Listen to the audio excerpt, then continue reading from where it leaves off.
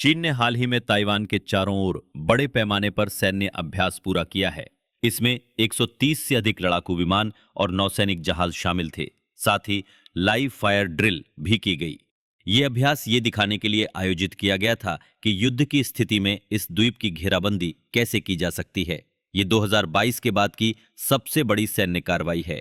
इन अभ्यासों ने दिखाया कि कैसे चीनी सेना ताइवान को घेर सकती है, उसके हवाई क्षेत्र और जल क्षेत्र पर नियंत्रण कर सकती है और महत्वपूर्ण बुनियादी ढांचे पर हमला कर सकती है।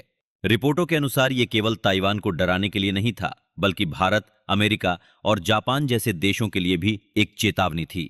विशेष रूप से इन अभ्यासों का समय, पैमाना और चीन की रणनीतिक गणना भारत के लिए एक सीधा खतरा पैदा करती है, जो इंडो पैसिफिक क्षेत्र में एक प्रमुख शक्ति के रूप में उभर रहा है। चीन के नजरिए से इन अभ्यासों के कई उद्देश्य हैं। हाल ही में ताइवान ने अमेरिका से 11 अरब डॉलर के हथियार खरीदे हैं। इसके अलावा जापान और ताइवान के बीच बढ़ती निकटता ने भी चीन को उकसाया है। जापानी मंत्रियों और अधिकारियों का लगातार ताइवान दौरा करना, व्यापार और सुरक्षा समझौतों को बढ़ावा देना चीन के गुस्से का कारण बना है। ताइवान पर चीन का हालिया सैन्य अभ्यास केवल एक क्षेत्रीय मुद्दा नहीं है, ये भारत के लिए प्रत्यक्ष और अप्रत्यक्ष खतरे पैदा करता है। इसके कई प्रमुख कारण हैं। विशेष रूप से ताइवान दुनिया का अग्रणी सेमीकंडक्टर उत्पादक है। भारत के इलेक्ट्रॉनिक्स, ऑटोमोबाइल उत्पादन और रक्षा उपकरणों के लिए आवश्यक चिप्स मुख्य रूप से ताइवान से आते हैं। ऐसी स्थिति में यदि युद्ध या घेराबंदी होती है तो भारत को चिप की कमी का सामना करना पड़ सकता है, जिससे मेक इन इंडिया योजना को बड़ा झटका लगेगा।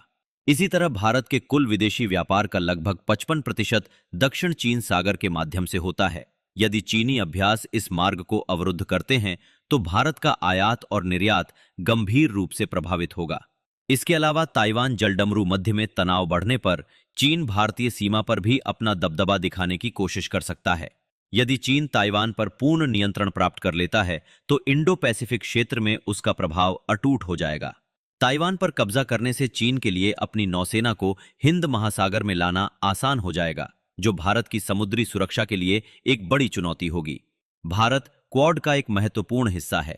यदि ताइवान पर चीन की कार्रवाई जापान और अमेरिका जैसे सहयोगियों को युद्ध में खींचती है तो भारत को एक कठिन कूटनीतिक स्थिति का सामना करना पड़ेगा।